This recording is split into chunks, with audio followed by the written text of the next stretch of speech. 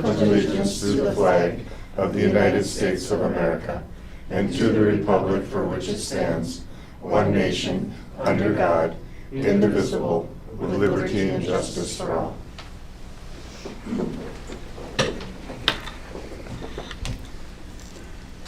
The district mission statement is that Little Falls Community Schools work together for each learner to achieve academic and personal growth in a collaborative, safe, and engaging environment.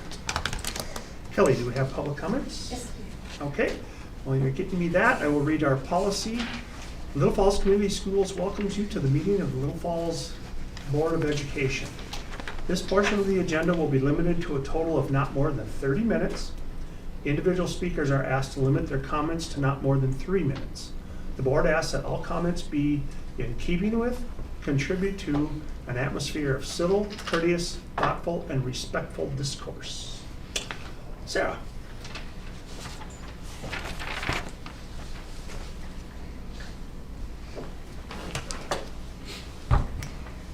Good evening. As the district is already aware, we have taken several formal steps in response to the district's decision to exclude our son from extracurricular activities this school year. These steps were not taken lightly. They were taken because the district's actions directly contradict his IEP, contradict state and federal disability laws, and contradict the rights that every student with a disability is entitled to receive. First, we have submitted a complaint to the Minnesota Department of Education regarding the district's failure to follow our son's IEP and provide him with FAPE. For years, his IEP has included specific language allowing his participation in extracurricular activities with the appropriate accommodations. These supports have allowed him to successfully participate in both cross-country and basketball since 2021. This year, however, a new district policy was implemented and based solely on his disability. He was excluded without any consultation with parents and without any input from medical professionals. Second, we have filed a discrimination complaint with the Minnesota Department of Human Rights, as well as with the United States Department of Education Office for Civil Rights. Both complaints are based on the district's decision to exclude him specifically because of his disability. At no point has the district provided any non-discriminatory reason for this exclusion, and there has not been a review of his needs and abilities prior to making this change. No change made to his IEP, which is required under IDEA in Section 504. We have also filed a District 42 disability non-discrimination complaint. This now requires the district to conduct its own internal investigation into whether staff acted in a discriminatory manner. Although this process is uncomfortable, it is necessary because parents must be able to trust that decisions affecting students with disabilities are lawful, individualized, and consistent with federal requirements. We are also extremely concerned by the conflicting messages we have received from district leadership regarding what the district is legally obligated to follow.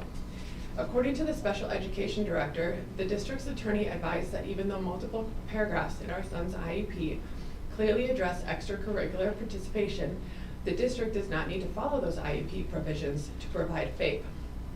In contrast, the special education coordinator has stated clearly that everything written in an IEP must be implemented.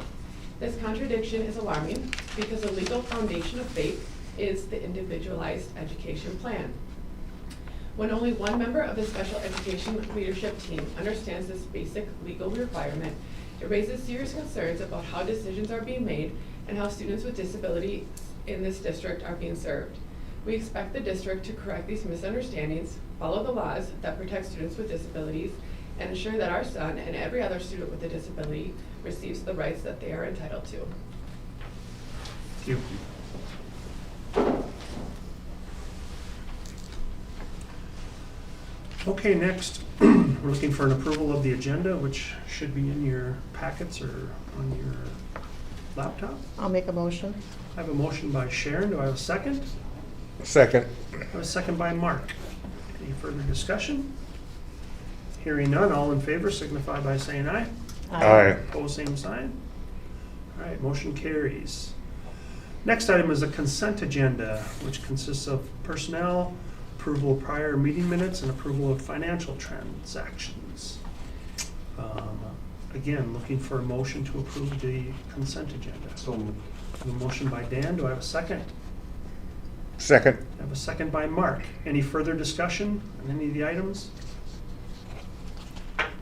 Hearing none, all in favor signify by saying aye.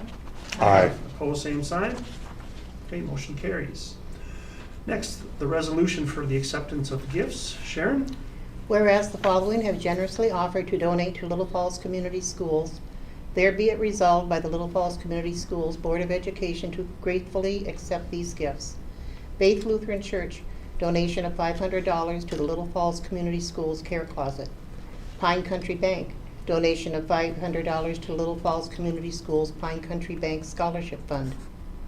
Jim and Chelsea Evans, donation of 2 Schaefer 30-inch fans with mounts for the Little Falls Community Schools swimming pool area, valued at $1,650.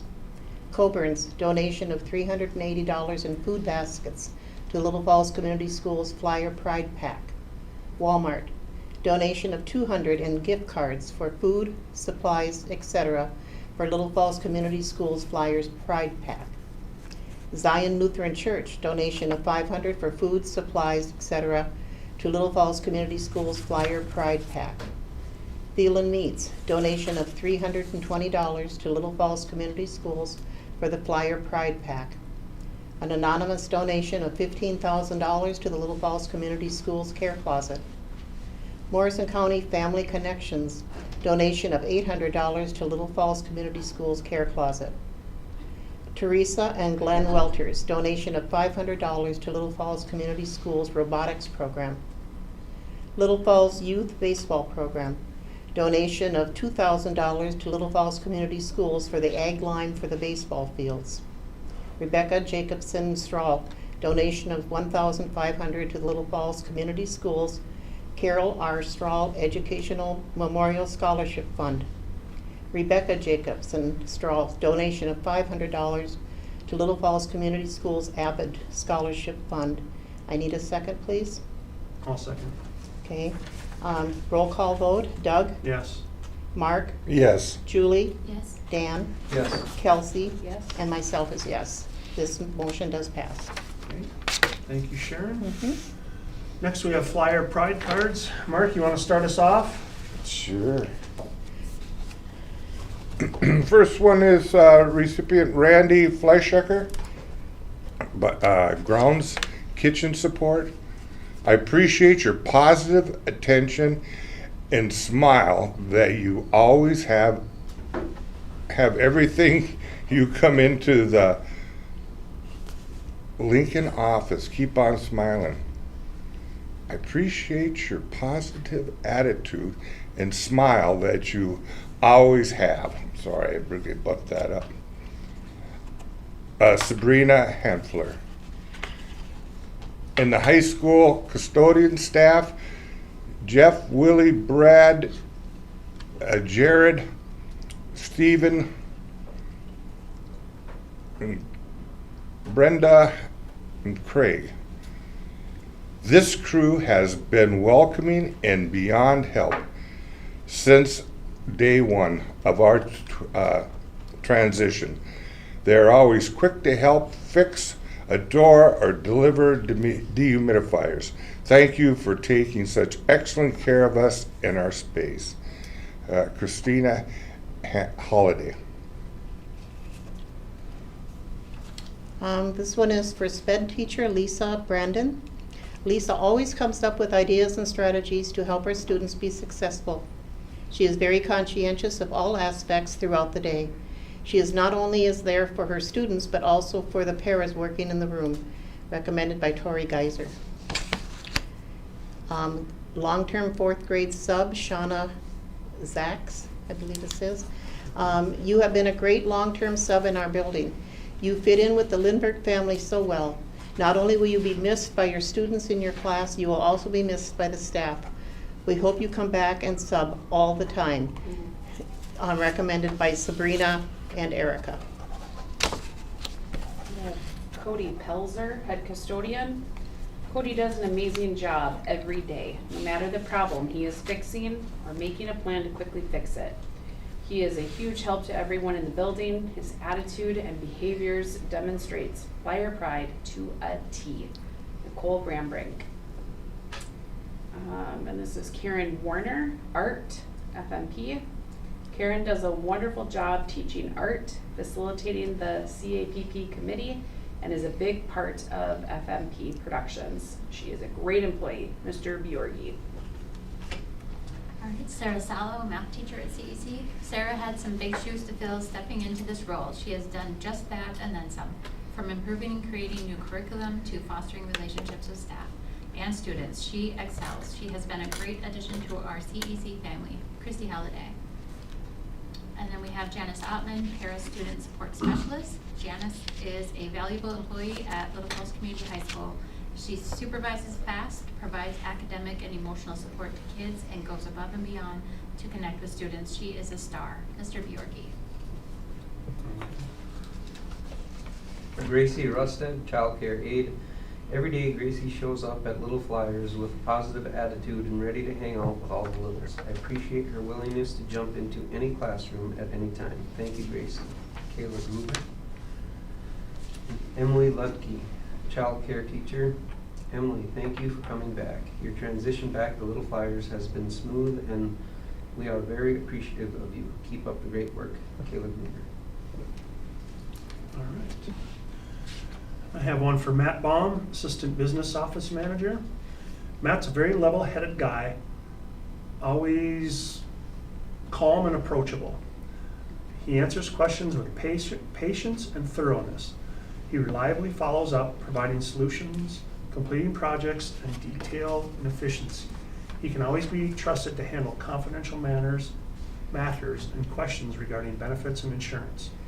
We are fortunate to have a dependable, calm, and capable person in the business office. And they didn't leave their name, so anonymous, I guess. Jana Toma, EC and SPED coordinator. Jana, thank you for always being one to brainstorm thoughts, ideas, and wonders with me. You are appreciated so much. Kayla Gruber. And Jessica Holm, a para at Lindbergh. Thank you, Jessica, for everything you've done this year to help my students and I. I appreciate your willingness to jump right in no matter what we are doing. We can accomplish so much more during our days because of your assistance. Thank you for all you do. Glenda Davis. All right. Next, we have our student representative updates. So, is that you, Maddie? Okay, so Megan and I are here right now. John is currently at basketball practice, so he said we're on our own today. The first thing that happened in the month of November was our Veterans Day program. Chrissy Vonberg was our guest speaker. She is the mom to 2 of our students, and then she just spoke about how, I don't know, she just spoke about how much the military meant to her and how it brought her to where she is now. And then there was a student contest for what I think was junior politics. I am not 100% sure. And a bunch of kids submitted forms and the winners got money, is what I was understanding. The 49th IMC, it's where all of the kids in band come together and play some old and new songs that everyone knows and loves. Then the bottom 2 pictures are John. I noticed that. Lucky enough to sit right behind him. And the bottom one is him marching in, and then the one on the far right is him actually playing the cowbell to one of the last songs. We also, the student council did a fundraiser. It was Penny Wars. It was a big hit. Kids So what is Penny Wars? So the pennies were what actually gave your grade points, Okay. and then dollars or any of the bills, and then silver coins actually took grades down. So if I was a junior wanting the sophomores not to win, we would have dropped silver coins and dollars into their bin. And actually the juniors were in a big lead for a while, but one of the sophomores actually dropped $100 into our bin, and they won. So, but overall, yeah, they won. They got to leave class at 2:55, so 5 minutes early, and we raised a total of $1,476. $17 for the food shelf. And each dollar equaled 5 meals, I'm pretty Yeah. sure. That's great. The magical dinner was last night at the middle school. The concert choir had their annual magical dinner, a Renaissance-themed dinner concert, and Mr. Johnson was there. And so was Sharon. Thank you for the shout out. Was very Yeah. nice. It was wonderful. John must have made that slide, we weren't there. Oh, did he? Some upcoming events, because Megan can't really talk. Tonight at 7 p.m. they have the Gathering of Waters concert at the high school auditorium, I am assuming. And then there's a girls basketball home opener against North Branch tonight at the high school. The 9th at 7 p.m. we have the middle school choral concert at the high school. The 9th at 5:45 is a boys basketball home opener against St. Francis. The 11th at 7 at the middle school is the band concert. 7:30 on the 15th is the holiday concert at the high school. That's my favorite one. And the 18th, 19th, and 20th, the Pine Country Bank Classic basketball tournament during Christmas break. That's pretty much it. Okay. Thank you. Thank you. Thank you. Good job. Okay. Can we go on to new business? First thing we have is a resolution approving the quitclaim deed. No, that's afterwards. That's not next? You got another presentation, right? You got another presentation first? Oh, my school jumped. Well, my apologies. That's right, buys me a little bit of time. Yeah. I know, but then I had to look for the papers quick. Sorry, Lisa. It's all good. Whenever you're ready, go right ahead. Well, thank you for having me tonight. I'm here to share with you our comprehensive achievement and civic readiness goals from last year, how we performed, and then our new goals for this year, as well as some updates. So we'll start with the updates. Right now, our elementary classrooms are piloting some resources. Through lots of learning, we've come to find that, and the science of reading, perhaps you've heard that a little bit too, but reading instruction at an elementary level should really include word recognition. So if you have a younger child, right now at the elementary schools, they'd be doing some functional phonics, really learning the code of English, how letters work together to make words and for our spelling. But the other part of it for reading comprehension is the language comprehension side of it. And so we have to build background knowledge for students, build vocabulary so that even if they're really good at reading words, that they have the understanding around those words as well and what they mean so that they can understand what they're reading. So right now we're piloting some knowledge building resources. So we have functional phonics, which teachers are really loving. We're seeing some great results from that. But we're looking at trying to adopt a resource that would help us on the other end of the spectrum, building that background knowledge and vocabulary and working on the writing components as well. So we have 16 teachers at Lincoln right now piloting and 15 at Lindbergh. That is a lot of teachers working really hard to try out these new resources. We have 4 resources that we're piloting, and all 4 of them have been vetted by MDE through the READ Act, and we'll talk about that in just a second as well. So they're either highly aligned resources or partially aligned resources. And our timeline is really to try and make a decision with our literacy team by March and then adopt so that we can begin in the fall. Any questions about that literacy pilot? So the READ Act is another piece that has really been impacting our school districts and all around the state as well. The goal is really every child reading at grade level or meeting their individual goals based on their IEPs or if they're multilingual learners. And then from that, we've had some great progress within our district. Letters, we're on our year 2 of letters. We'll wrap that up in May. It's a heavy lift for teachers. We have about 70 teachers who are starting at new right now. Or we're starting at new last year. We have about 25 teachers who had completed it before last year. So they're attending live sessions or PD days with their colleagues and getting some deeper learning refreshers as well. But it's been a lot of great learning, and I really appreciate all that they've poured into that. We are working on that curriculum adoption. We adopted functional phonics, which also was aligned with the READ Act. and now moving towards that knowledge building as I talked about. We switched over to FastBridge assessments last year from Ames Web, so that has been another lift that was part of the READ Act. There was only 2 approved screeners and Ames Web wasn't one of them, so we had to move to FastBridge. And CAPTE Read Basics is one that we're starting this year, based on FastBridge assessments, 4th graders through 12th graders, or 4th graders through 11th graders, and then we have additional screeners in 12th grade, that are high risk or some risk in either of the reading areas would have to take the CAPTE Read Basics assessment to give us more information on how to support them. It's a really great assessment and gives us lots of great information. It even leads to interventions potentially based on their scores.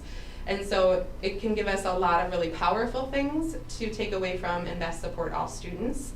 We're really excited about that, but it's been a little bit of a challenge as we try to navigate what that looks like in our district. And then to follow that secondary intervention. So now that we have that great information, how do we support those students? And so right now the middle school is rocking it on a new intervention called Power Up. Actually every student in our middle school is doing it right now, and that is working on those foundational skills and trying to potentially fill any gaps that a student might have with that word reading piece. And comprehension vocabulary is part of it as well. And so for our high flyers, it can work on more advanced things, and for those students who need the foundational things, it's adapted that way. So it's been a great tool. Teachers are really loving it. Students, I've heard from parents that some students are really loving it as well. So that's been an exciting addition, and we're looking to expand on that for next year as well. And then phase 2 training. So letters focused on our pre-K 5 teachers and all SPED teachers in the district. Phase 2 training will focus on our ELA teachers at the secondary level. So we'll have our middle school and high school ELA teachers looking into the 4 approved trainings for that and making a selection to move forward with for next year. Any questions about the READ Act? So again, just a huge teacher shout out. A lot of change has happened just even from the READ Act, right? There's always change in a district, but when it's coming through legislation and it's such big changes, that can be a heavy lift for a lot of people. So I appreciate all that they've poured into that. And we'll get right into the comprehensive achievement and civic readiness results from last year. So we had 2 goals for all children ready for school. And the first was 85% of school readiness children demonstrating proficiency on ESIPs, or their standards for early childhood, based on their new assessment that they're doing, TS Gold. So last year was their first year using TS Gold. And those students going to kindergarten showed 96% proficient, which is super exciting. So we met our goal on that one. And you can see in the bottom corner that our proficiency rates have really grown. So that's super exciting to see that growth there. And then the other one was to show all students, or 100% of students, showing growth over time or over the year. And so looking at rhyming, alliteration, or hearing that words start the same with the same sound, identifying letters and names of letters, and then writing their name. We had 98.6% of students showing growth in 2 or more of those areas, and 1 student only showed growth in 1 of those areas, but still all students showed growth in a area. So another goal met. When we look at the racial and economic achievement gaps between students being closed, our goal was to close the gap between our free and reduced population and their local counterpart by 8% for last school year, according to the MCAs, but wanting both of them to increase based on academic rigor that we're bringing to the classroom. And we did have a little bit of a closed gap there. So we decreased the gap by 1.6%, but not to that 8% that we're hoping for. So that goal we did not meet. The next area is college and career readiness. So at the high school, we had 100%, our goal was 100% of students exploring post-secondary opportunities through college and career readiness programs using school links, and we had 100% of students taking part in that. This was a continuation, and maybe some high schoolers can speak to that too, but this was a continuation from the beginning of the year through advisory all the way to the end of the year. So it was kind of that cycle that they could catch up if they were absent, or if they weren't able to do something, they were able to get that done, or at least get into the program and work on it a little bit. So that goal was met. At the middle school, they were doing a digital notebook, and this one came at a week. It was a week focus on the digital notebook where they explored careers. And so we only had 77% complete that, and our goal was 100, so we didn't meet that goal. But again, with that week of focus, if students were on vacation or gone or other things, variables were in there, that was impacting that as well. The next is the high school graduation rate. This comes out in the spring for the year almost 18 months prior. So we're actually looking at the 2024 graduation rate.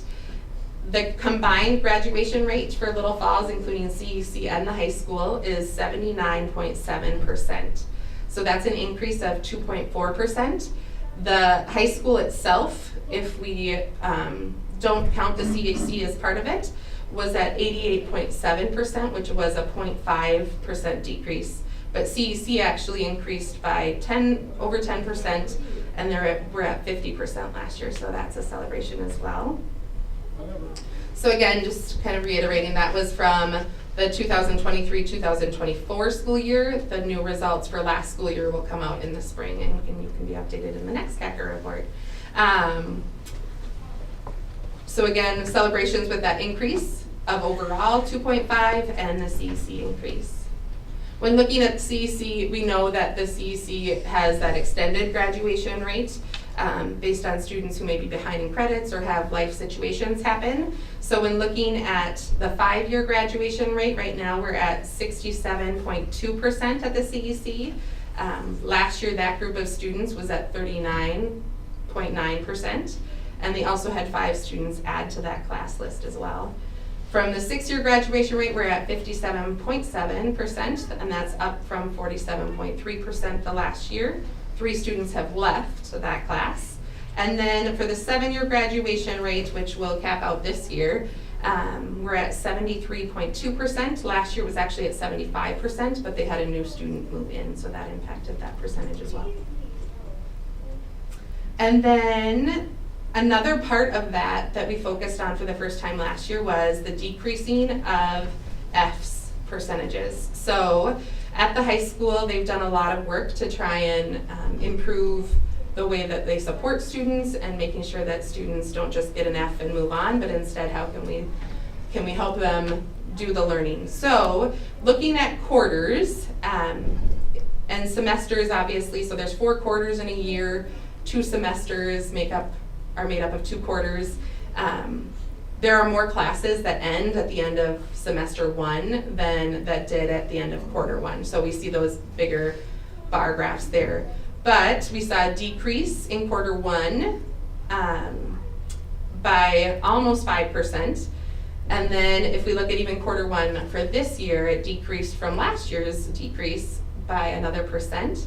And then in quarter 2, or the end of semester 1, we saw a decrease of 4.2 of students with 1 or more F.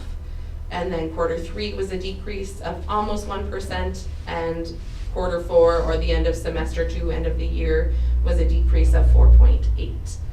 So as much as it kills me to not round up, but we almost met that goal. So this is again just that semester look at that, taking out the different quarter classes. And then a new goal that was added last year was the lifelong learner. And our goal was that 80% of middle school and high school classrooms would implement AVID strategies to promote lifelong learning. And according to a staff survey, we were at 80.4% implementing AVID strategies.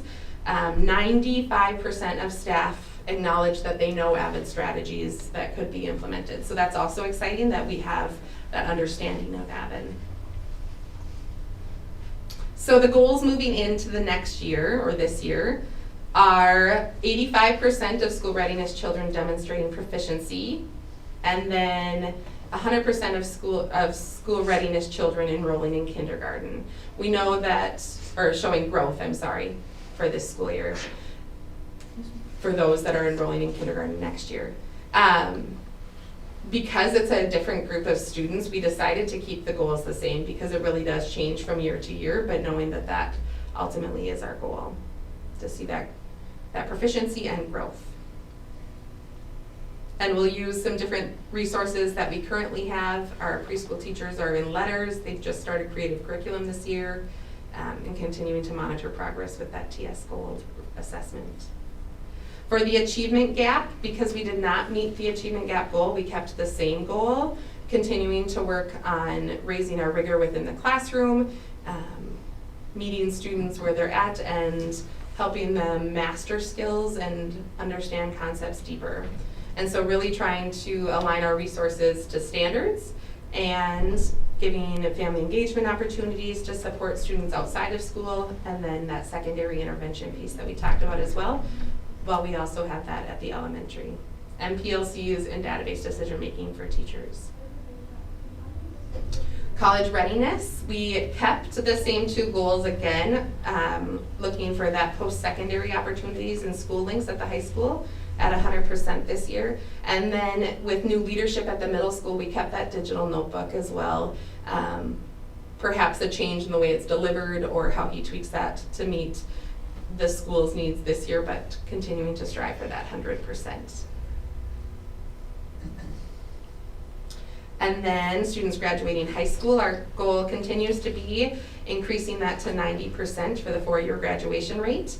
And again, continuing to decrease the number of failures or the percentage of failures with students with more than one or more Fs by 5% for this school year. And the high school has done a lot of great work with some retake policies, with attendance policies, and other things to support students as well. And lastly, the AVID strategies we increased to 90% to try and get AVID within our classrooms even more, and supporting teachers through that with PD and other AVID resources. Any questions?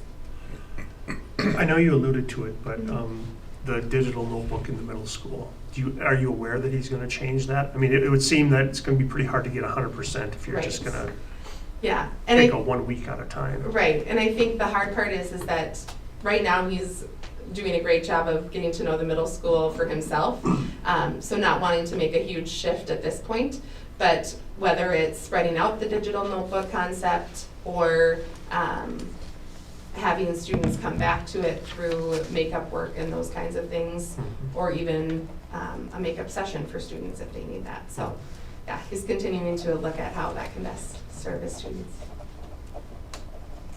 Other questions? Nothing else? Thank you for your time. Okay, thank you, Lisa. Thank you. Okay. All right, looks like if I'm following right, we have the superintendent's report. I'll keep it short. You have a number of presentations tonight. I know a few of you have asked about the success of Flyer Fest that we had back in October. And so Flyer Fest raised over $50,000.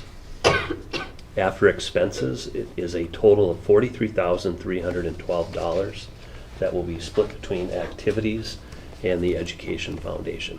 And that's really close to the numbers from last year. Last year we received an anonymous donation of I think about $12,000 that went towards that fundraiser. So to subtract that out, it's a very similar profit range. We have a policy team meeting tomorrow with myself, Kelsey, and Julie and Dan to talk about some policies. And I want to say a thank you to Chelsea Robinson, Heidi, Doug Dahlberg for the work that they've done on negotiations. I know I've shared with you board members that I feel like our progress here recently has gone extremely well. We're close to settling with all of our major unions and hopefully have some contracts to bring to you for your approval here soon. Put you on the spot. Megan, how did your aunt do in her CACR report? Good. Not too bad? Okay. Just wanted to know. Thank you. That is all I have. Oh, okay, thank you. All right, next in new business. Looks like we have a resolution for a quit claim for the parcel kind of right next door to us here. So you have that, Sharon? Yes. Resolution approving quitclaim deed between Little Falls Community Schools and Earl J. Lemire. Now therefore be it resolved by the School Board of Independent School District Number 482. The school board hereby approves the issuance of a quitclaim deed to Earl J. Lemire for the property described as parcel number ID 48.2910.00. I need a second for this, please. Second. Okay, we have a second. Roll call vote. Doug? Yes. Mark? Yes. Julie? Yes. Dan? Yes. Kelsey? Yes. And myself is yes. That one does pass. Okay, and then looks like you have a second one here. Yes, we do.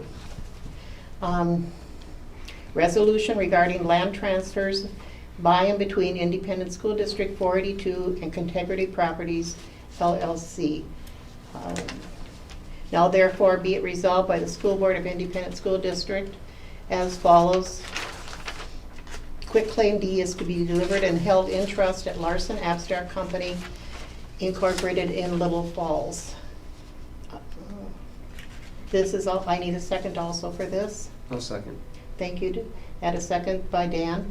And a roll call vote is Doug, Yes. Mark, Yes. Julie, Yes. Dan, Yes. Kelsey, Yes. and myself is yes. That also passes.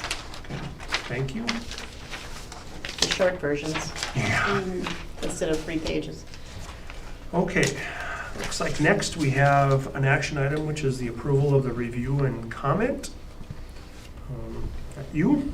I will. I'll tag team this with Michael Hart from Okay. our financial advisors at PTMA, and Michael will join us here. At our last work session, board members, we walked through the review and comment, and as we discussed, this is the description of our project that we will submit to the state of Minnesota that hopefully you'll approve. We'll send off to the state for the state to approve, and we need that approval before we can move forward with our project.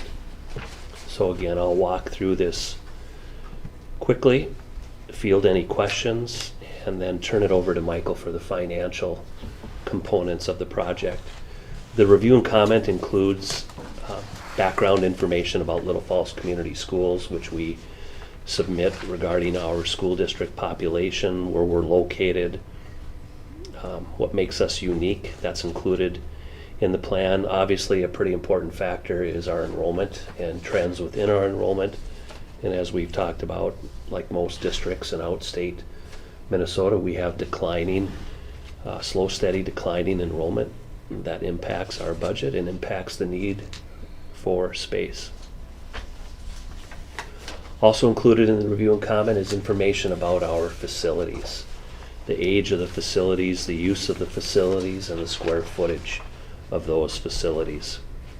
It is noted in the review and comment that the district did make a decision to close Dr. Knight Elementary in 2025. They're interested in the facility deficiencies, and so through the work with our architects at Widseth as well as Contegrity, going through the building and identifying what the needs are in our district, especially at the high school,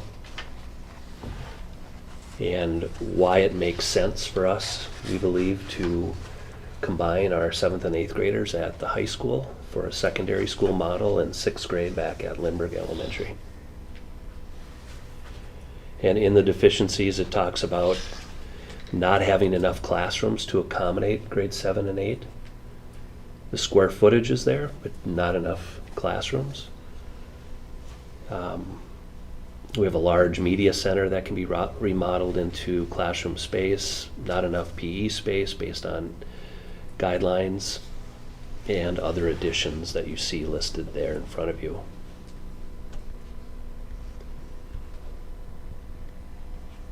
There are some deficiencies not addressed in the project that we'll continue to address as a district.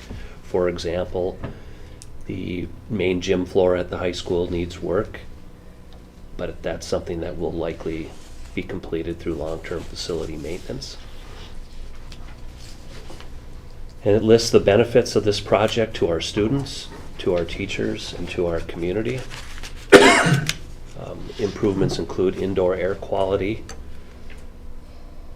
renovations to space and making better use of the space that we have, expanded opportunities for middle school students, improved safety and security, And as we'll talk about, question 2, focusing on additional gym space. From the teachers and community standpoint, increased efficiencies in the use of the space allows us to be able to close the middle school, shift programming from the middle school to the high school, which creates a cost savings for the school district annually of over $1 million a year. And obviously reduced operational costs. There's a description in the review and comment of the scope of the project. You'll see there's a picture of the high school, information about the high school, and then of course proposed improvements included within the project, which, as we've talked about, and certainly ask any questions, but just highlighting that 50% of the work done at the high school is improving the HVAC and indoor air quality, which those issues won't go away and are definitely needed in a 53-year-old building. And the other half of that project includes adding the additional classroom and instructional space at the second level of the high school to accommodate 7th and 8th graders. Improvements to restrooms, which is definitely needed in some areas of the building as well. And so you can see a map included for the state to look at, and then a description of the estimated expenditures, broken out more specifically, but as I indicated, about 50% for indoor air quality improvements and 50% for instructional space, for a total of $34,305,000.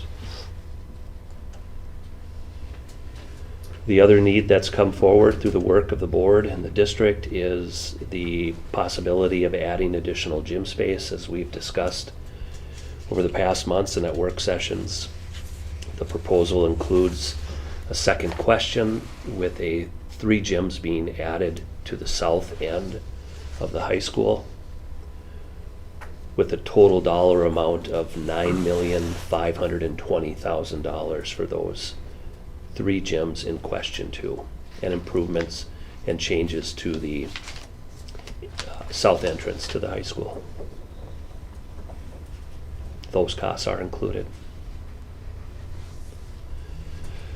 Summary of $43,825,000 for both questions.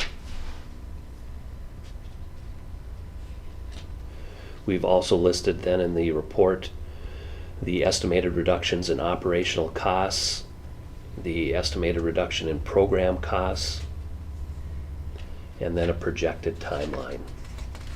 If this moves forward, if it's supported through the referendum, we would not see those changes completed until school year 27-28. We would be moving into a 7 through 12 secondary school and grade 3 through 6 Lindbergh Elementary. I'll pause at that point. Board members, any questions before I turn it over to Michael for the financial description and information? I don't think there's any new information in there. Michael, welcome. Thanks for being here. Happy to be here, thank you. Hopefully this feels like some review here too on the financing information as well. At this point in time though, we want to make sure that the assumptions that we have made before you take this and ask your voters for their consideration are very well understood and known in terms of how this would be funded with the issuance of general obligation bonds. So we've identified here on this first page the assumptions that we have used. We're using current interest rates plus a 0.75% cushion. That's in case the interest rates would rise between now and when the bonds are issued. We would expect these bonds to be issued sometime next summer at the earliest, should the project be approved. It's a 20-year bond that would be ultimately paid off on February 1st of 2047. The taxes would be seen for the first time by property taxpayers in calendar year 2027, should this be approved. So if this is a yes vote in in April and you proceed forward as a school board, you would see this on the levy process next December. And I know you're going to take some of that action for next year, but which obviously this would not be included in. We are using a tax-based growth of 2%, which means the total value of all the properties in the school district we're assuming are going to grow by 2%. It's oftentimes grows faster than that historically in your school district, so we're building in what we believe is a pretty conservative assumption there. The last bullet point on there is we're not assuming you'll receive any debt service equalization. It's very rare for school districts under those formulas to receive any state support, so this is primarily funded by your local property taxpayers. In terms of the bond payment structure, this visual is very important to understanding the assumption we have made on this front. The green and the blue looks almost black on the screen here. Bottom part of that, that's the current outstanding bond payments. And then the yellow two colors, the darker of the yellow colors is what the payment structure is for question 1. And then question 2 would be layered on top of that. And so when you put it all together with the tax increase, it would be the same tax levy or roughly the same for a 20-year period of time within your community. And you can see how we get to that is that that's together with the current outstanding debt and this proposed. So that the bond payments on question 1 get larger after those old bond payments are paid off in several years' time. You can just see that visually. This structure allows us to have a slightly lower tax increase here in the first year as we look at this overall. And we certainly expect these improvements to serve the district for much longer than 20 years, which is our other consideration as we think about this. The numbers are shown in detail there down below. One thing I'd point out just for your understanding, you can see the right column, that's the combined payments together with the current bond payments plus the proposed first 2 questions here is about $4.7 million per year. So the interest rate when the bonds are sold will be fixed so that that payment will be steady. And to the extent valuation grows over time, that $4.7 million doesn't grow over time with it. And so if your property value continues to grow as a school district as it has in the past, tax rates would actually decline. So the number of dollars being levied to support these projects will not increase. They'll stay steady for 20 years is the way that the plan is structured. The following page shows what we call the sources and uses of funds. This shows the question 1 matching the project amount of $34,305,000 and question 2 matching the $9,520,000.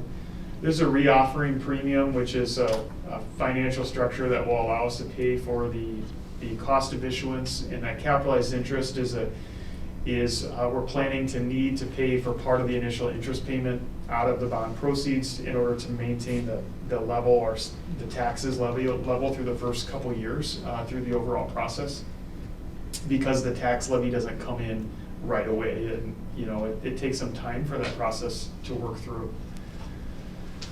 There, we also include, as required by the state, the preliminary debt service schedules or payment schedules, which funnel the information or show in more detail on that prior information. And then the last page here, probably the most important thing, is the tax impact or estimated tax increase that we expect. From question 1, we have highlighted on there a $225,000 home, which is a typical home in your community. This would be $175 annually or approximately $15 per month related to question 1. If question 2 was also approved, it would be another $63 or approximately $5 a month. And if you put the 2 together, it's $20 a month for that $225,000 house. In Minnesota, you pay taxes based upon what kind of property you have and how much your property is worth. And so we're showing a range of values to give some description, and also showing different types of properties with commercial property, agricultural property there as well. One thing I want to highlight that we also put in here is that subject to your approval and proceeding forward with this, we are in the process of collecting data from the counties that we'll build a website for you or a link that you can put on your website that will allow any taxpayer to put in their parcel ID, which you find on your tax statement, or you can look it up on the county website. And it will show every individual property owner what their expected tax increase would be related to this. So, this chart is good, it's interesting, it's not perfect for everybody, and we know that, and so we're gonna take the care to make sure that everybody has the opportunity to understand what this will cost them, should it be approved by the voters.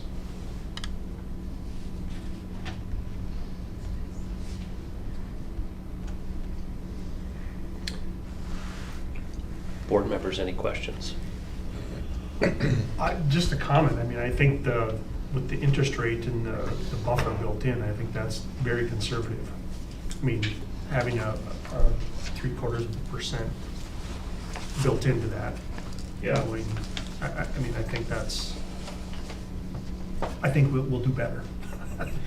Well, we think you will too, and if we get to that point in time, it will be our job to get you the absolute best rate, interest rate we can. And we have had periods of time where interest rates have risen though, and we want to make sure that what we tell your public, we're going to be able to deliver on with that promise. So that's typically where we land with these things, and sometimes interest rates actually go down. They could go down between now and next summer. We just can't predict that. Sure. So that's how we build that in. And on the margin, it does change the tax impact, but it's not going to take the tax impact from $20 a month to $10 a month. Right. It might take it from 20 to 19 or 20 to 18.50, something like. I mean, that's what we're talking about in terms of the differences. So broadly, this is I think the most fair, truthful way to share the information. But yes, that's intentional. Yeah. Any other questions? Thank you. Thank you so much. Michael's going to stick around and talk a little bit about, after your decision on the review and comment, about the resolution and ballot. Okay. So being that this is an action item, I would look for a motion to approve the review and comment. So moved. Motion by Dan, do I have a second? Second. Second by Mark. Any further discussion or questions, anything? Hearing none, all in favor signify by saying aye. Aye. Opposed, same sign.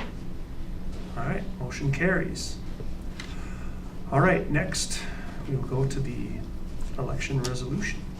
With all the information we were given now from Greg and Michael, this is the resolution relating to determining the necessity of issuing a general obligation bonds and carrying a special election on April 14, 2026.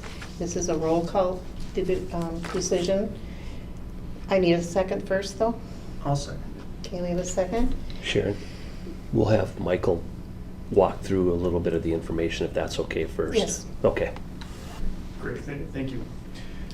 So the resolution, this is the formal action to call for the election. And so there are a few things in the resolution just to make sure that the public understands the action being taken here. Firstly, there are several notices and requirements related to the election, and those are covered as a part of this process. There are also a description of the ballot questions that will be on the ballot, and I think maybe just it won't take too long. I'll just read the two questions for you here tonight.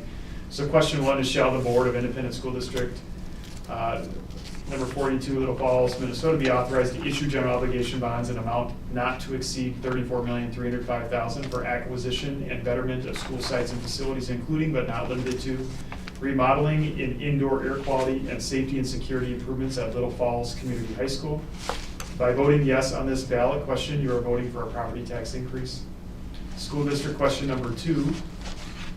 If school district question number 1 is approved, shall the Board of Independent School District number 42, Little Falls, Minnesota, be authorized to issue general obligation school building bonds in an amount not to exceed $9,520,000 for the acquisition and betterment of school sites and facilities, including but not limited to construction of a new gymnasium at Little Falls Community High School. By voting yes on this ballot question, you are voting for a property tax increase. So that is the language that will show on the ballot according to this. I want to point out just one thing, and there was some question in terms of the language in there, especially related to the word acquisition. I think it can potentially mean that we're purchasing or adding to here. And it's really, as defined by state statute, really construction, and which you are doing in each of these cases. The other thing, important piece of information that I want to highlight in the resolution is that for this special election, the school district will use its combined polling places, which have been acted on by the board previously, but it is not a general election, so not every precinct will be open as normal. And there are 3 polling places that are identified in this resolution: the Initiative Foundation in Little Falls, Bethel Lutheran Church in Little Falls, and Randall Community Building. And so those are the 3 polling places that will be open on election day in April, which is defined herein. So I'm happy to take any questions about the resolution. Can I just ask, I should have asked this sooner, but when it says on that question number 2 that there's a construction of a new gymnasium, is that misleading, or do you think that we should say it like that? Because we're adding more than 1 gym. Do you know what I'm saying? We're adding 3 gyms. But it's one building. It is 1 building. I don't know, maybe that's picky.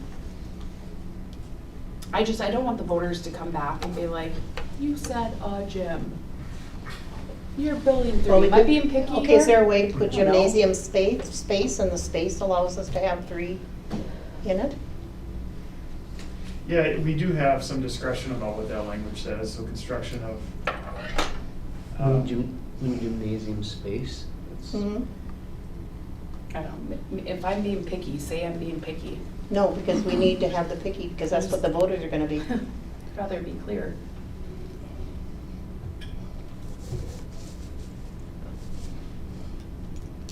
I guess I think of the gym as just as a general. A building. Right, Yeah.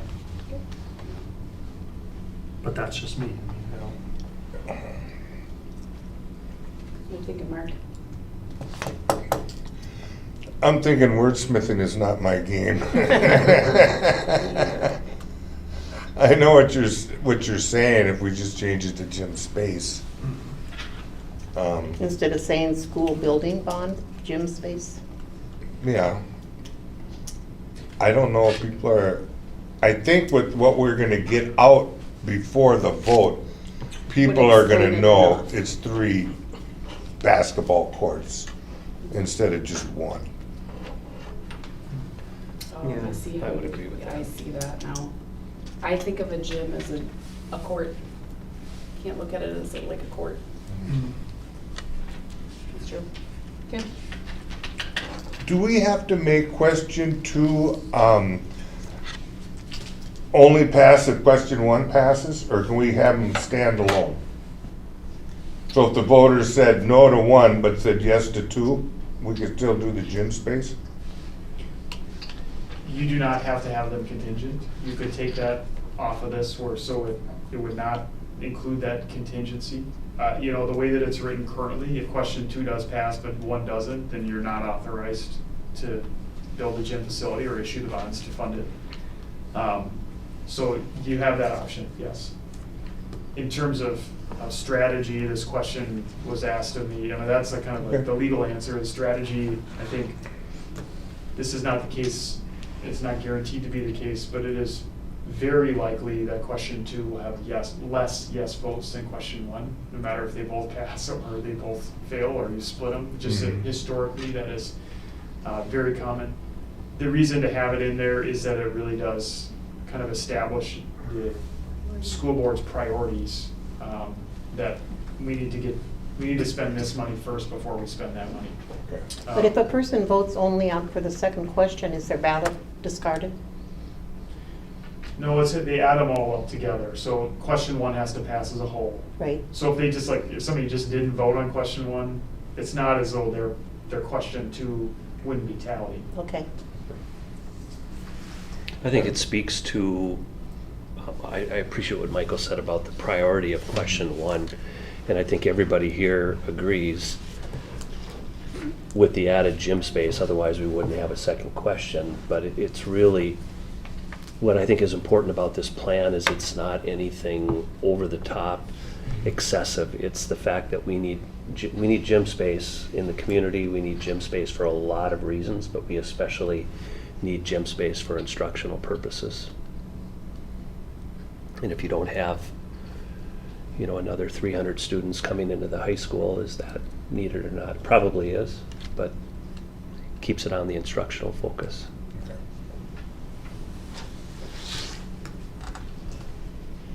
Okay, any other questions? Comments? Then moving forward, we do have a resolution with a second on the floor. Discussion has been handled. We'll go to the roll call vote. Doug? Yes? Mark? Yes. Julie? Yes. Dan? Yes. Kelsey? Yes. And myself is yes. Thank you, Michael. Thank you. Thank you. Have a good night. All right, next, we have the approval of the smart finance system. Put Heidi on the spot. If you could, all of you know that we've made a decision to move ahead with changing our student information system from Skyward to Infinite Campus. And along with that, because Skyward also plays a significant role in our finance and HR programs, we've explored other opportunities as well. And so Heidi, if you don't mind talking a little bit about SMART and our next steps.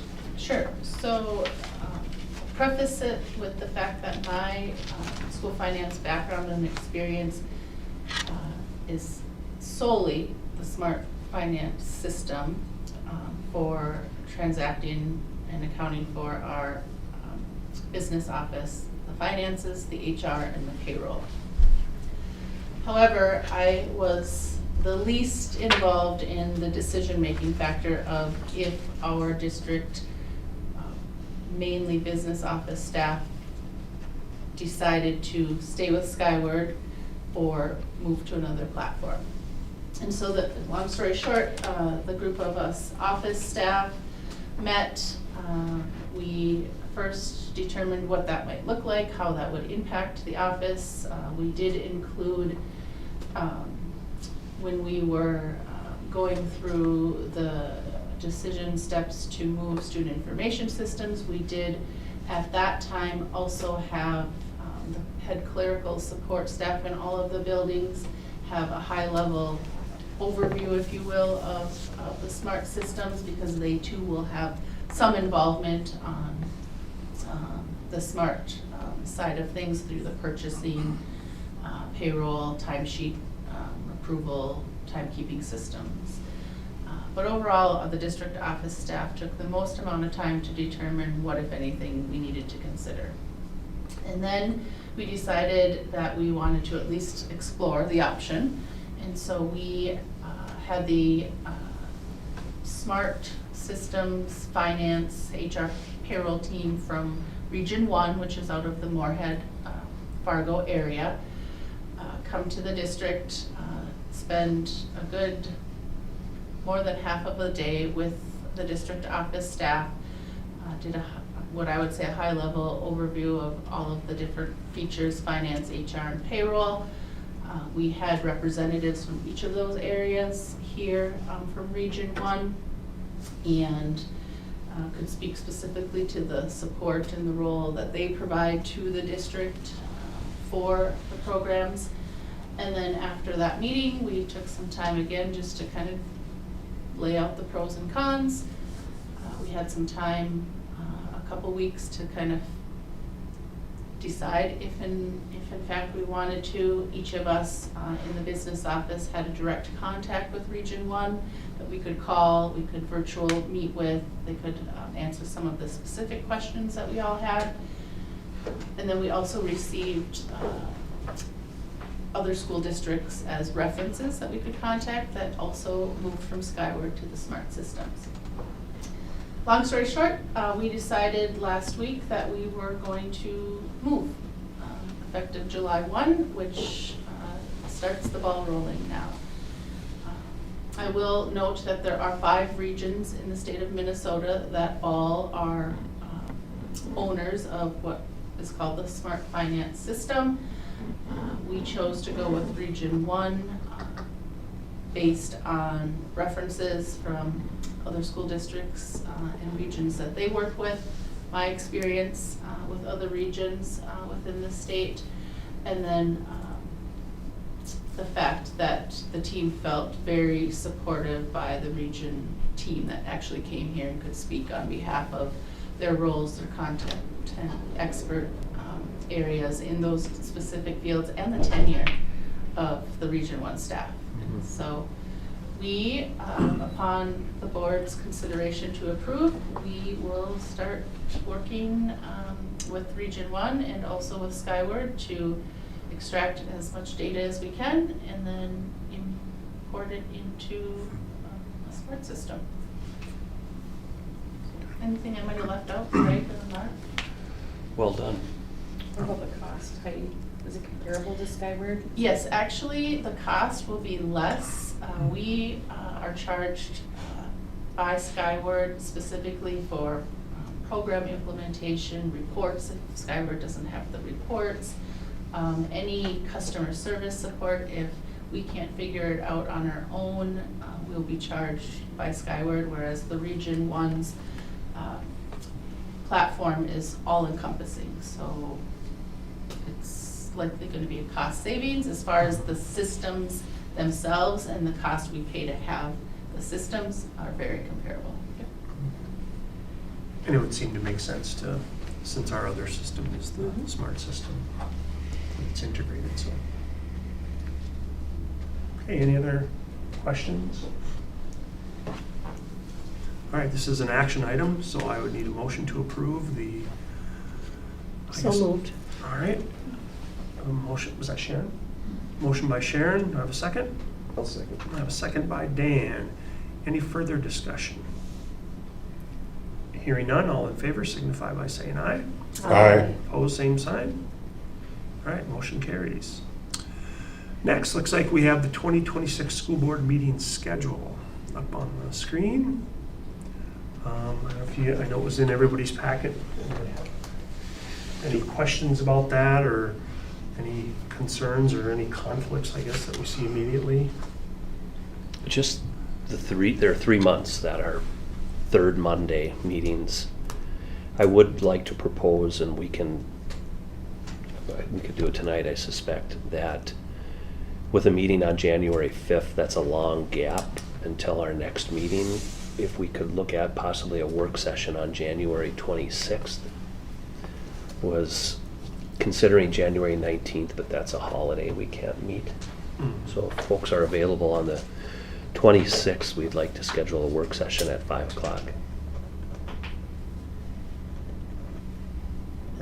Works for me.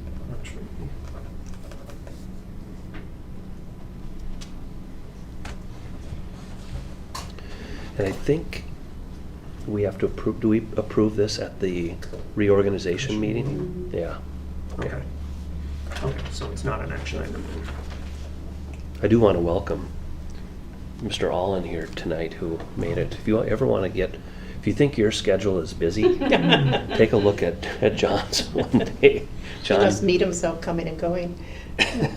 you leave here tonight for a concert, Yeah. and then a couple concerts next week. 3, yeah. No, 4, 5. 5 concerts. Yeah. Not including the magical Last dinner night. last Yep. night. We're glad you're here. Yeah. Good to be here.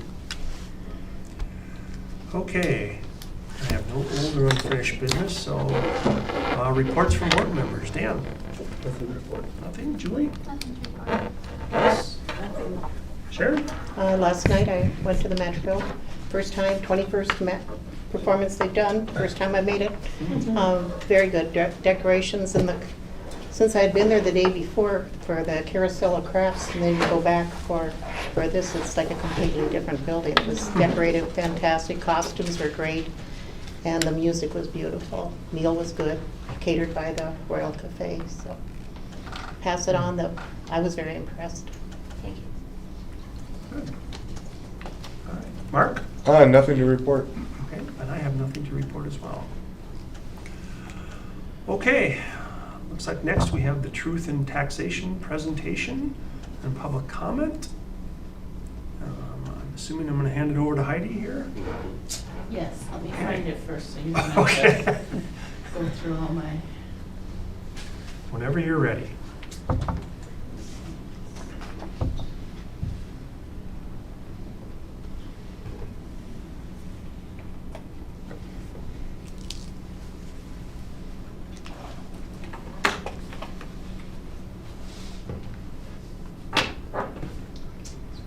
Oh, yeah. John, tell us about the concert tonight. Tonight is the Meeting of Waters concert. So it's hosted by CLC at the high school. Jonathan LaFlamme, Dr. Jonathan LaFlamme is the director at CLC, and he used to be the band director at the high school.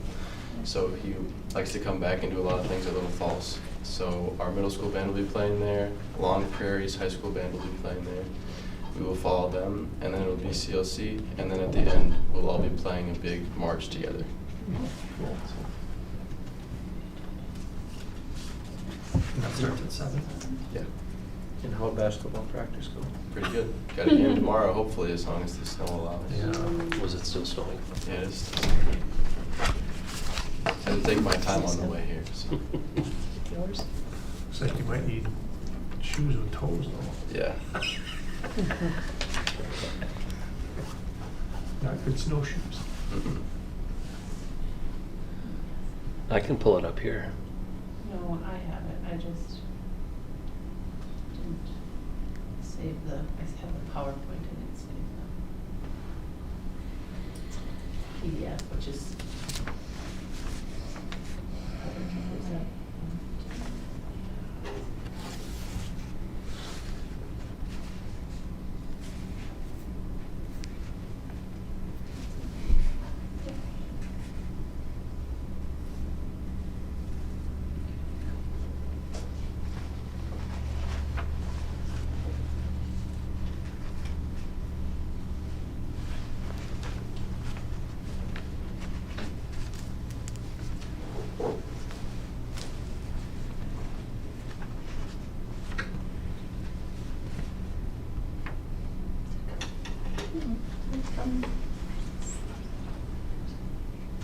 Yeah.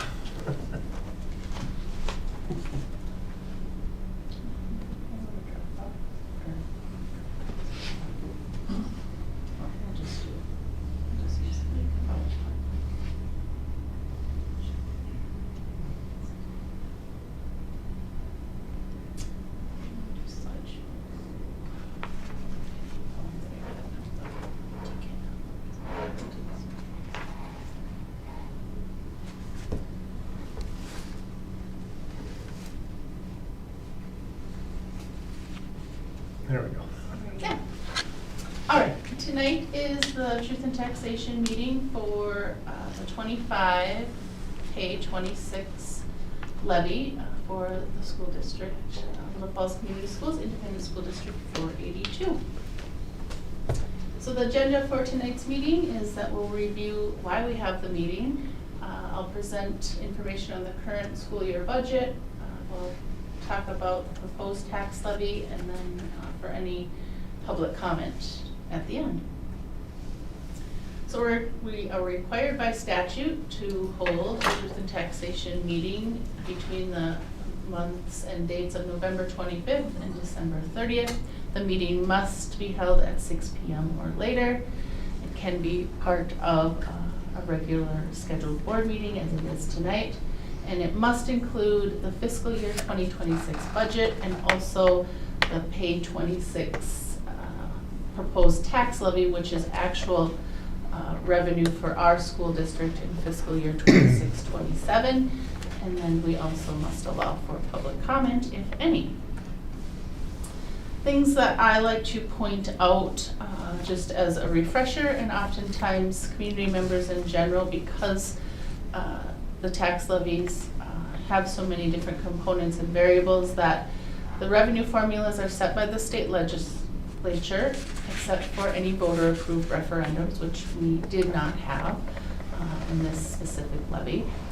The local levy and the state aid mix are also set by the legislature, so depending on different variables within our district's property, local levy and state aid mix can be a combination of both. And then any increases or decreases in local taxes does not necessarily mean that it's an increase or decrease to our school district revenue. So if the levy proposed goes up, that doesn't again necessarily mean we're getting more tax money. Same would go if it decreases. It doesn't necessarily mean it's a decrease in revenue. Minnesota school funding is public school districts are funded by a few different funding sources, the federal government, the state government, any local fees, and then local taxpayers through property taxes, with the state of Minnesota being the largest funding source. So our largest funding source for Little Falls School District comes primarily from state funds, not local taxpayer funds. I find this representation interesting. So state funding, the basic general formula, so what each student receives from the state of Minnesota Department of Education formula has not kept up with the state funding over the last 20 years. And so what this graph represents is the basic formula allowance is the green line.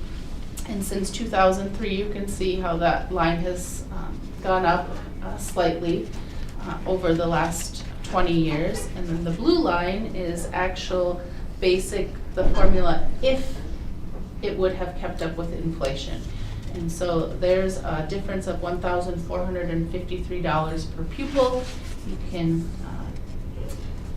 I would call it napkin math. You can take, even if it was $1,000 per pupil and the district had 2,000 students, that's an additional $2 million that would have been funded to the school district had the formula kept up with inflation. Now that that is the case and we're receiving about $1,400 less per pupil because of that, oftentimes local fees, federal government funding, and local taxpayer levy is used to make up that difference. Next, we will discuss the current 25-26 school year budget. High-level fund accounting overview. So the school district is required to use fund accounting systems. So we account for different types of revenues and expenditures using 6 separate funds. Note that the ones with asterisks do include a tax levy component, which are only funds 1, 4, and 7. So the general fund, this encompasses all operating costs such as salaries, textbooks, equipment, benefits, general fund dollars, fund 1. Food services at standalone fund, primarily and solely for the purpose of the nutrition programs, including breakfast and lunch. Fund 4 is also a standalone fund. This is the community service fund. These funds are specific to community education programs, which the majority of are considered and funded by fee-based programs. There's a small levy component in community service. Fund 6 is also a standalone fund in the event that we have building construction projects.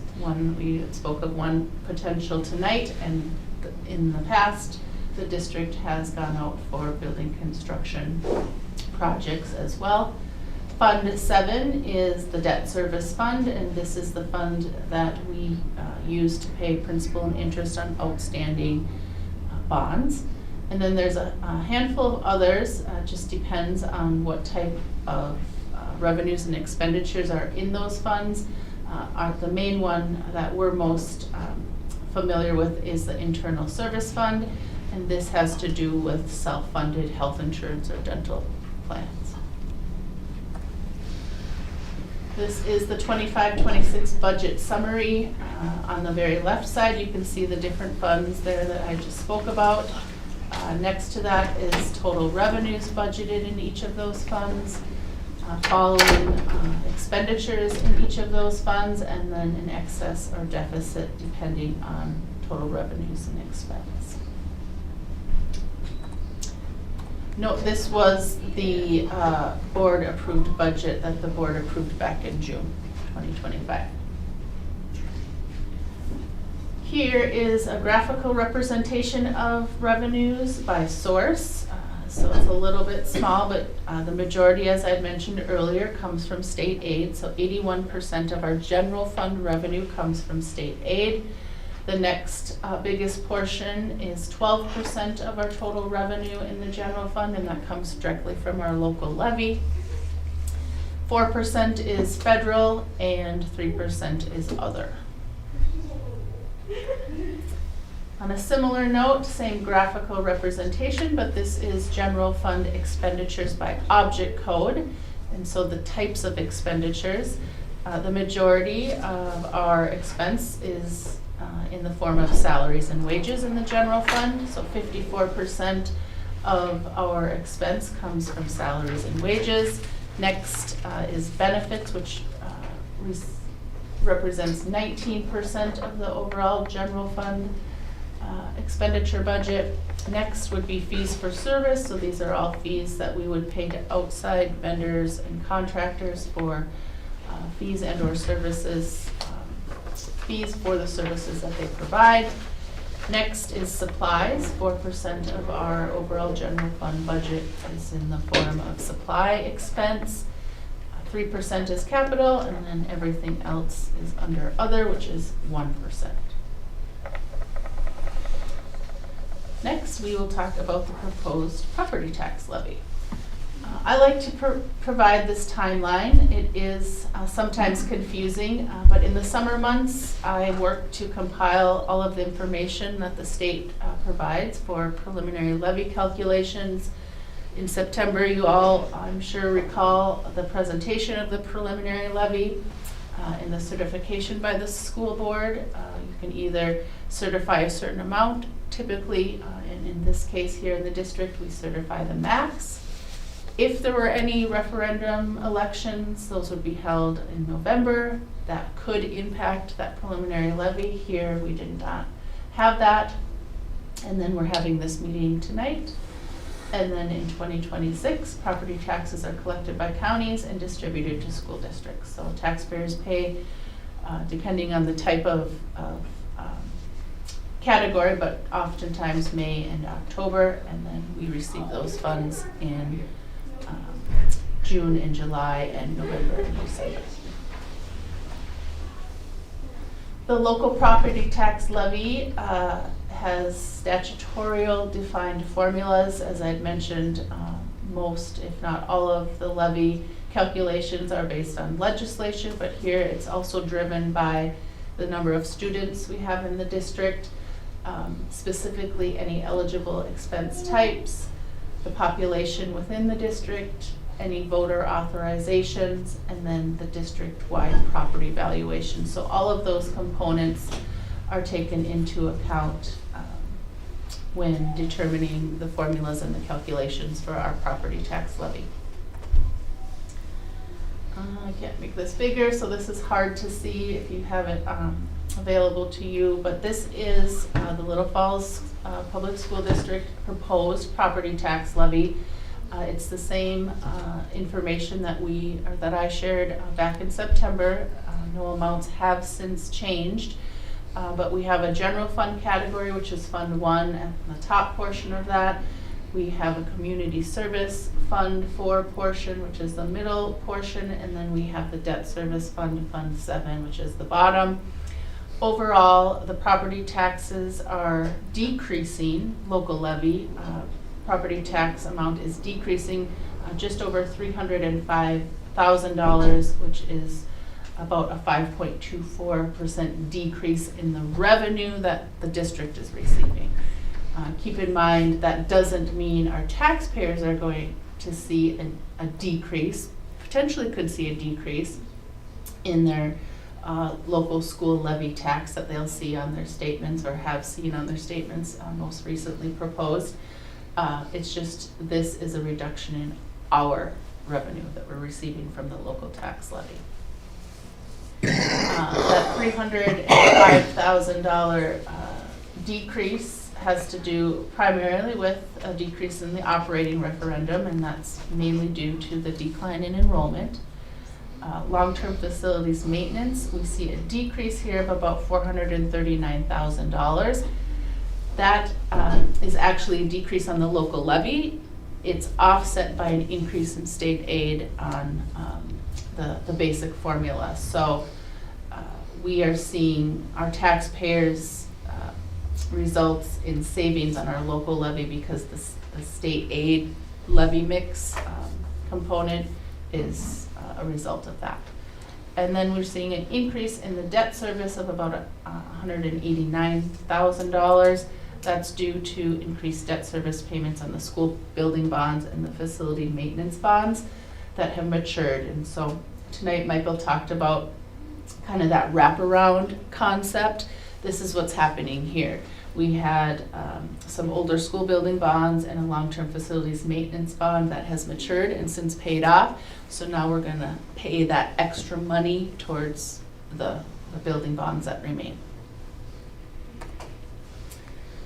I just talked a little bit about this, but the percent in change to the tax levy doesn't necessarily equate to the percent in change in budgeted revenue. So being that our tax levy is going down 5.24%, that doesn't necessarily mean either that our revenue and or our taxpayers are going to see a decrease. Oftentimes it's offset by a reduction in state aid, meaning that it's no additional revenue to our school district. So there's some variabilities there depending on formulas.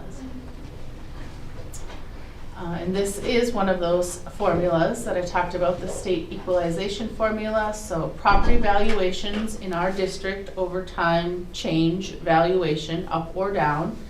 And then dividing that by the per student, the formula provides more state aid to districts with less property wealth per student.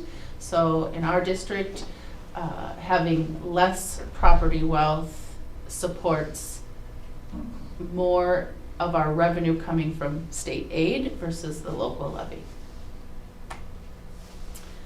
I thought this was interesting information. So if you look at this, this is the Little Falls Community Schools School District property valuation percent increase over time. So if you look from the left to the right, pay 2018 all the way up to the estimated pay 26 on the right.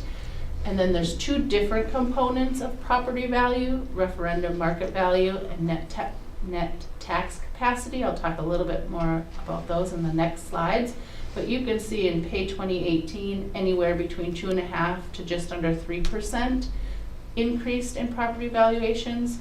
From year over year, you can see in pay 23 and 24 upwards to 17% in those years. And so we can all attest, at least I can speak, I don't live in the school district here, but I can attest that in 23 and 24, I received my property tax statements and I was like, wow, my home value went up a lot. And now we're starting to see some of those valuations stabilize. Here is some information for our taxpayers. I like to refer them to this timeline. It's helpful even for myself as a reminder. So we receive our preliminary valuations in March of every year for the county taxes that are payable for the following year. And then in the spring and early summer, local and county boards would review any appeals. So if I were to get my tax statement and I think the valuation is not accurate, I would appeal that valuation. And in the spring and summer, the counties and the local boards review those challenges. In November, between the 10th and the 24th, we receive our mailed notices of the proposed property taxes. So within the last month, we all should have received our property tax statements as proposed, which are a reflection of the preliminary levy that we set in September. And then in March of 2026, we'll get that statement. It will say how much we owe, and then we would pay depending on our property tax statements. This is what one would look like for taxes payable in 2026. This is just an example. But there's different sections within the proposed property tax statement. Oftentimes, the school districts, if not all the time, is the bottom section of our property tax statements. I feel this is important information as well on the appeal process. If we were to get a property tax statement and we feel that the values are inaccurate, we would need to let the counties know in that March, April timeframe. There's specific steps to take to appeal, both on the front, bottom half of the evaluation notice and then on the back side of that. So we always want to make sure we're looking for this in the months of March. How our property taxes are calculated. So there's three components in the calculations, or I should say three key variables. The estimated market value, so that's determined by each parcel and by the assessor within the county.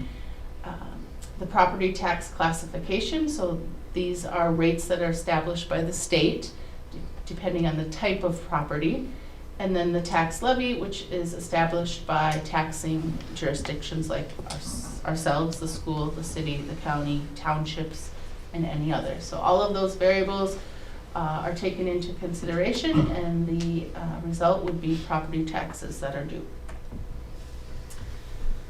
Dividing the property tax pie. So property values don't necessarily rise uniformly, as we saw in the previous slide with the different increases over the last 5 or so years.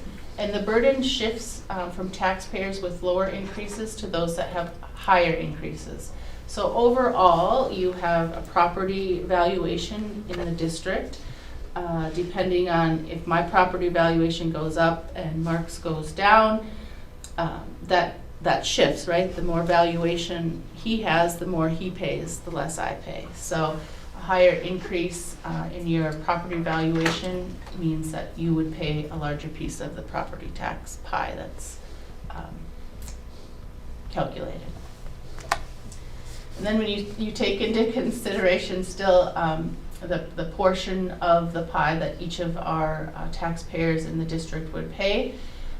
Our district taxes for payable 26, there's two different components. The net tax capacity that I talked about is just over $3 million. And this is most all property types pay on this, including any seasonal rec, any agricultural.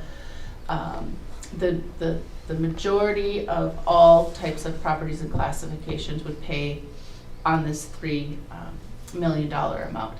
Then there's the referendum market value, so this is less properties depending on the type of levy you have, and that's about $2.5 million, and this excludes any ag land and seasonal rec properties. So depending on the type of levy and the type of property, there's different amounts. But overall, the total levy amount that is being proposed tonight is $5,515,960. We have seen this illustration in previous board sessions and work sessions, but this is an estimated 2026 tax for a residential property home owner. There's different types of categories within the levy. On that left-hand side, you can see there's categorical levies, which include our operating capital. If we were the long-term facilities maintenance, community ed is considered categorical, career and tech, any leases that we might have levied for. Then we have board-approved debt, which is that, I would say, fluorescent green color. And then we have, board-approved debt, so that would be board-authorized debt. And then the next section is kind of that darker emerald green. That's any voter-approved bonds or capital project levies. And then the bright blue is categorical levies that are eligible for board approval. So this would be our local optional equity and transition types of revenues. And then the bottom part is any voter-approved operating referendums, which we do have. So you take all of those different components, for an estimated school tax of about $542 for a residential homeowner that has a home value of about $225,000. And then that 542 is broken up into those different categories. Whereas the majority of this illustration, they are paying the majority of the levy is going towards the local optional equity and transition revenue. This would be an impact on a current taxpayer in the district with a valuation of about 7%, which we, at this point in time, feel that property values have stabilized and 7% is a reasonable increase in valuation.